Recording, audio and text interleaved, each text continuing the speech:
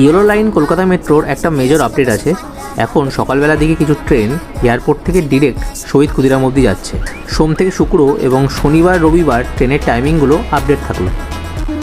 Cantonment থেকে direct যে ট্রেনগুলো শহীদ ক্ষুদিরাম যাবে তার টাইমিং হচ্ছে সোম থেকে শুক্রবার সকাল 8:24, সকাল 8:54, সকাল 9:06, 9:30, বিকেল 4:43 আর রাত 9:07।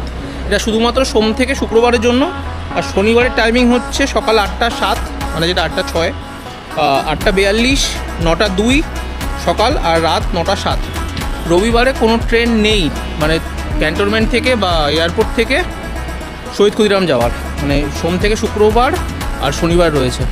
আর রবিবার দিন ক্যান্টনমেন্ট থেকে ডিরেক্ট দক্ষিণেশ্বর যাওয়ার 3টে ট্রেন রয়েছে, সকাল 10:43, বিকেল 4:24 এবং 5:18। এটা হচ্ছে আপডেট।